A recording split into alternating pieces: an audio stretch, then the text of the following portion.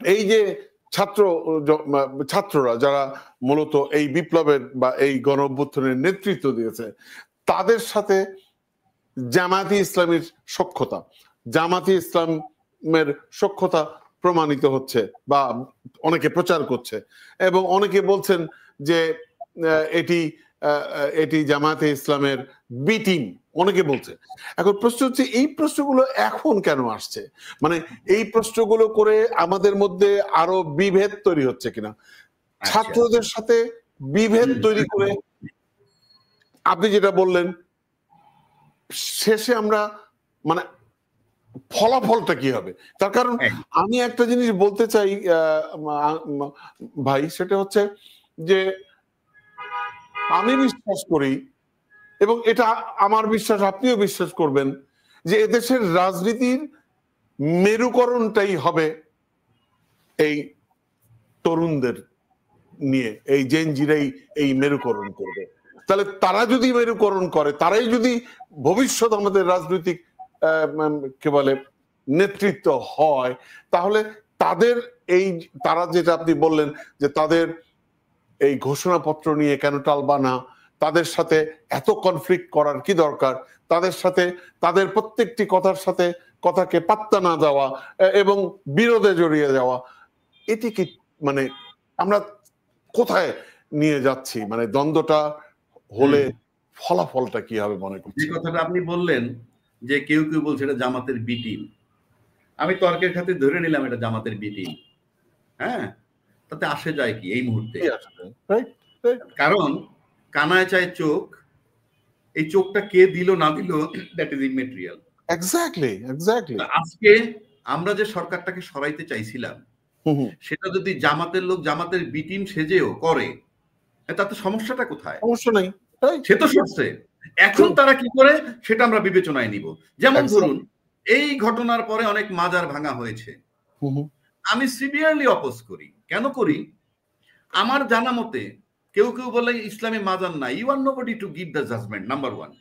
Number 2 হচ্ছে আপনার পৃথিবীতে কোন মাজার কার হ্যাম্পার করছে। কিন্তু এই যে মাজার ভাঙার যে প্রজেক্টটা চলছে, অনেকগুলো মাজার ভেঙেছে, কেন? কারণটা কি? সেখানে যে এই সমন্বয়ক বলি বা এই সরকার বলি, তাদের কিন্তু আমরা কোনো পদক্ষেপ দেখিনি। এমনকি একটা বিবৃতিও দিতে পারতো যে এটা ঠিক নয় এবং এটা আমরা চাই না, বলছে কোন কোন জায়গায়, কিন্তু ভাঙছে মাজার। এখন আসেন, এখন যদি আপনি বলেন জামাতের বি টিম, হ্যাঁ, জামাতের বি টিম যদি বলেন, তাইলে আমি ব্যক্তিগতভাবে মনে করি, আমি জামাতের রাজনীতি পছন্দ করি কি না করি সেটা অন্য কথা, কিন্তু তারা যে কাজটা করছে সেটা জামাতের বি টিম হিসেবে করে থাকে, জাস্টিফাইড। আমরা যেটা চেয়েছিলাম। এখন যদি তাদের কোনো অন্য কোনো ত্রুটি আমরা পাই, সেটা ভিন্ন কথা। এখন মুশকিলটা হলো অন্য জায়গায়। মুশকিলটা অন্য জায়গায় কি আমি বলি, আমরা কিন্তু কারচুপি নির্বাচন দেখতে দেখতে ভয় পাই। খুন খেয়ে মুখ পড়লে দই দেখলেও ভয় লাগে। এখন এই বেলায় আমি আবার আসতেছি কেন, তার ব্যর্থতার অন্ত নাই। আপনি কিন্তু সব সেক্টরে তার ব্যর্থতা, আপনি মানে তার পক্ষে কিছু পাবেন না এখন পর্যন্ত, কিন্তু কিছু ডলার পাইছি আমরা, একেবারে শূন্য ফাঁকা রাইখে গেছিল, যেখানে বোধহয় $20 বিলিয়ন মতো ঢুকছে, সেটা মোটামুটি একটা স্বস্তির জায়গা যে আছে। চীন বলছে যে তোমার এই ঋণ আমরা কিছু আরো 10 বছর বাড়তি মেয়াদ দিব পরিশোধ করার জন্য, ঠিক আছে, এগুলা গুড সংবাদ। কিন্তু তারপরে আমি ধরে নিলাম তর্কের খাতে কিন্তু সম্পূর্ণ ব্যর্থ। তা সব কাজে যে লোকটা ব্যর্থ, সেই লোকটা একটা ভালো নির্বাচন করবে সেই আশাটা নিশ্চিত হয় কেমনে দলরা? যারা তার কাছে নির্বাচন চায়, উনি তো সব কাজে ব্যর্থ। দ্রব্যমূল্য নিয়ন্ত্রণ করতে ব্যর্থ, আইন শৃঙ্খলা নিয়ন্ত্রণে ব্যর্থ, সংস্কারে ব্যর্থ, বিচারেও ব্যর্থ হইতেছে, সমন্বয়কদের কন্ট্রোল করতে ব্যর্থ, সবটাই ব্যর্থ। তাহলে তার কাছে যে আমরা নির্বাচনটা চাই, সেই নির্বাচনটা সুষ্ঠু নির্বাচন করার জন্য সে যে ব্যর্থ হবে না তার কি গ্যারান্টি আছে? এবং সেখানে এই দল নিশ্চিত হয় কেমনে? একমাত্র নির্বাচনটাই উনি সুষ্ঠুভাবে করতে পারবেন। তাহলে বোঝা যায় অন্য সব বাদ আমি নির্বাচন দিয়ে ক্ষমতায় চাই। তাহলে আপনি কেমনে আশা করেন যে ইউনূস সাহেব কিছুই পারে না, সে আপনাদেরকে একটা অবাধ সুষ্ঠু নিরপেক্ষ নির্বাচন দিবে? আর আমি ওদের বক্তব্য যখন শুনি, তখন তারা মনে করে অবাধ সুষ্ঠু নিরপেক্ষ নির্বাচন করতে হলে সংস্কার করে একটা জায়গায় নিতে হবে, যেই সংস্কার আপনাকে বাধ্য করবে সুষ্ঠু নির্বাচন করার জন্য। যেমন ধরুন, কোন দলের বক্তব্য আছে 31 দফা, এই সংশোধনগুলো আমরা চাই, দুইবারের বেশি হতে পারবে না, পরপর দুইবার বা কোনোভাবে দুইবার বেশি হতে পারবে না, তারপরে সভাপতি যিনি থাকবেন পার্টির তিনি আবার ক্ষমতায় মানে প্রধানমন্ত্রী হতে পারবেন, এই ধরনের নানান বক্তব্য আছে। ফাইন, এগুলো ভালো, এগুলো আপনি বলছেন, কিন্তু গঠনতন্ত্রে কি ইনক্লুড হচ্ছে আপনাদের? দলীয় গঠনতন্ত্রে কি এগুলো ইনক্লুড হয়েছে? যতক্ষণ দলীয় গঠনতন্ত্র ইনক্লুড না হয় আমরা কিভাবে বুঝবো যেটা এটা হবে, বাস্তবায়ন হবে? কেননা আমরা তো 53 বছর দেখেছি বাস্তবায়ন। 17 বার সংশোধন করা হয়েছে, সংস্কার করা হয়েছে। সংশোধন মানেই সংস্কার। 17 বার কিন্তু আমাদের সংবিধানটাকে সংস্কার করা হয়েছে। সংস্কার করতে করতে এই বইটা নিজেই স্বৈরাচারী বই হয়েছে। এইটার অনুযায়ী ভিত্তিতে যদি টিটু সাহেব প্রধানমন্ত্রী হন, তো এই বই আপনাকে স্বৈরাচার বানিয়ে দিবে। এখানে আমার একটা প্রশ্ন আছে, আমি জানি না আপনি আমার সাথে একমত হবেন কিনা। প্রশ্ন হচ্ছে যে বইয়ে কি আছে ডাজন্ট মেক সেন্স, আপনার মাথায় কি আছে এটা ইম্পর্টেন্ট। হ্যাঁ, যদি তাই হয়, তার কারণ হচ্ছে আপনার বইয়ে আছে আপনি গণতন্ত্রের পক্ষের শক্তি, কিন্তু আপনার আচরণে আপনি স্বৈরাচার। হ্যাঁ, সেটা তো ঠিকই আছে। এটা তো আমরা এটা আমরা ছোটবেলায় ওই যে যারা ব্যাংকিং ল পড়ছে বা ব্যাংকিং এর উপরে পড়ছে, যে ব্যাংকের কাছ থেকে লোন নিয়ে কিভাবে ব্যবসা করবা, এটা ব্যবসা নীতিতে পড়ায়। সেখানে লেখা আছে কি জানেন, যে প্রজেক্ট প্রোফাইল সাবমিট করবা, দেখবে ভায়াবল হলে তারা লোন দিবে, তুমি ব্যবসা করবা। কিন্তু ওইখানে যে আন্ডারহ্যান্ড টাকা দিতে ওইটা লেখা নাই, মানে টেবিলের নিচে যে টাকা দিতে হবে এই এনডিকেটি, ওটা কিন্তু বইতে লেখা নাই। এগুলো আপনাকে সময় বলে দেয় আপনাকে কি করতে হবে।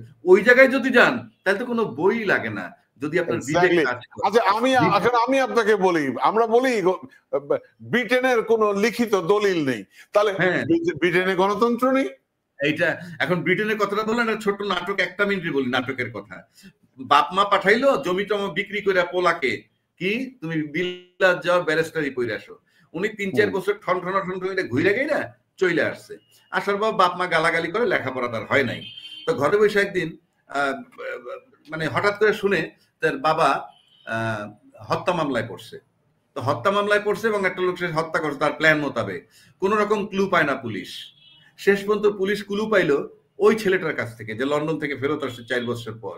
সে বলছে, স্টেটমেন্ট দিছে পুলিশের কাছে, তার ভিত্তিতে তাকে ধরছে। কি সে ঘরে বসে শুনছে, পাশের ঘরে বসে শুনছে তার বাবা প্ল্যান করতেছে এইভাবে এইভাবে তুই মারবি ইত্যাদি ইত্যাদি।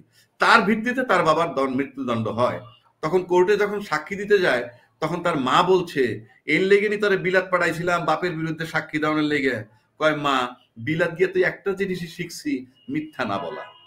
আপনি যদি মিথ্যা না বলেন তাহলে আপনার সংবিধান লাগে না। এক্স্যাক্টলি। এবং আরেকটা জিনিস আমি আপনাকে বলি, আপনাকে উদাহরণ দিয়ে দেই, যে ধরেন এখন ট্রাম্প এসে রাষ্ট্র ক্ষমতায়, রাষ্ট্রপতি। আমরা সবাই জানি আমেরিকা হচ্ছে গণতন্ত্রের সূতিকাগার, তাই যদি হয়। এখন ট্রাম্প সাহেব তো গণতন্ত্র মানে টানে না, এখন উনি তো যেভাবে চালাবে সেভাবেই চলবে। তাহলে কি মানে বিষয়টা আমি উদাহরণ দিচ্ছি, ব্যক্তিটা মিন করে, আপনার বইটা মিন করে না। তবে ট্রাম্প সাহেবের একটু ব্যতিক্রম আছে, যেটা আপনি বললেন। ট্রাম্প সাহেব অ্যাবসলিউটলি গণতান্ত্রিক, সে তার নিজের দেশের জন্য, সে তো গণতান্ত্রিক প্রক্রিয়ায় নির্বাচিত হয়েছে, কিন্তু তার দেশের বাইরের ক্ষেত্রে সে গণতান্ত্রিক না। এইটা আপনি বলতে পারেন, যে যেই দেশটার দিকে দৃষ্টি সে যেভাবে দিবে সেইভাবে চলবে। এখন সে বলতেছে আমেরিকা ফার্স্ট। আবার আমেরিকা ফার্স্ট মানে কি, আমি সবার উপরে আমার দেশটাকে আমি প্রাধান্য দিচ্ছি। এটা তো একটা বিরাট ডিক্লারেশন। আর আমরা কি করি, আমরা কি আমার দেশটাকে প্রাধান্য দিচ্ছি? আপনি ভালো করে চিন্তা করে দেখবেন, দেশটাকে প্রাধান্য দিলে আপনি ওই স্বৈরাচার ফ্যাসিস্টের বিচারের বিরুদ্ধে কারো তো কোনো রকম দ্বিমত থাকা উচিত না, বডি ল্যাঙ্গুয়েজ ডিফারেন্ট হওয়া উচিত না, দলমত নির্বিশেষে কান্ট্রি ফার্স্ট, দেশ ফার্স্ট, কাজী স্বৈরাচারের বিচার প্রথম। আমরা কি সেখানে এখনো যেতে পারছি? পারছি না।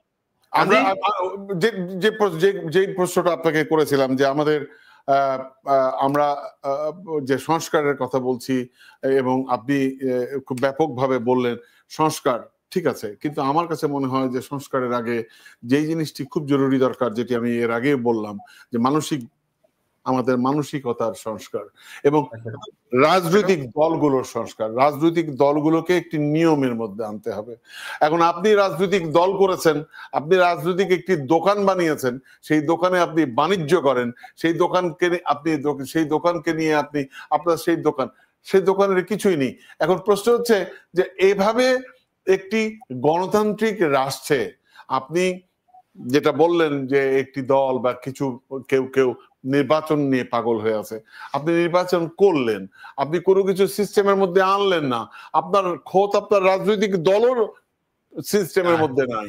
এইটা আমি আপনাকে এটা বলি, সাপ্লিমেন্ট দেই, এই মুহূর্তে যখন নির্বাচন হয় আমরা কিন্তু বুঝতেছি কারা ক্ষমতায় আসবে। এই মুহূর্তে একটা নির্বাচন হয়, সেই নির্বাচনে সে আসার পরে তাদের কাজটা কি হবে? প্রথম কি কাজ হবে? তাদের প্রথম কাজই হবে এই যে সবকিছু নিয়ন্ত্রণে নেওয়া, প্রশাসন। হ্যাঁ, নির্বাচন হয়ে যারা ক্ষমতা আসবে প্রশাসন মাঠে নামবে, প্রশাসন মাঠে নামবে।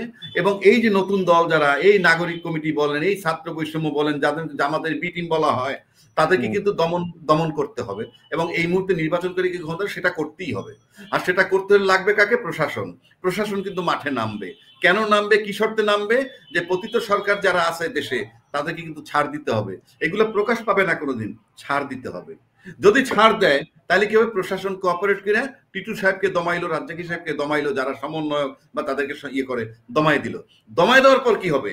তারা দমিয়ে গেল, তর্কের খাতিরে ধরে নিলাম যে এটা জামাতের বি টিম দমাই দিল। তখন কি হবে? এই প্রশাসন আর ওই আওয়ামী লীগের দোসর যারা আছে তারা আবার ইউনাইটেড হইয়া এই সরকারের বিরুদ্ধে লাগবে। কেননা এই প্রশাসনের যে লোকগুলা, এদের কাছে বাংলাদেশের ইতিহাসে সবচেয়ে বিশ্বস্ত এবং ট্রাস্টেড, বিশ্বস্ত বলবো না, ট্রাস্টেডও বলবো না, যে নাকি তাদেরকে অবাধ লুটতরাজ রাষ্ট্রীয় কায়দায়, রাষ্ট্রীয় অর্গানের ভিতরে থাইকা প্রাতিষ্ঠানিকভাবে লুটতরাজ চাকরিটাই করার সুযোগ দিছে, বিচার হবে না। সুতরাং সেই লোকগুলাকে অবশ্যই তারা প্রিভিলেজ দিবে এবং নির্বাচিত সরকার অটোমেটিক বিপাকে পড়বে।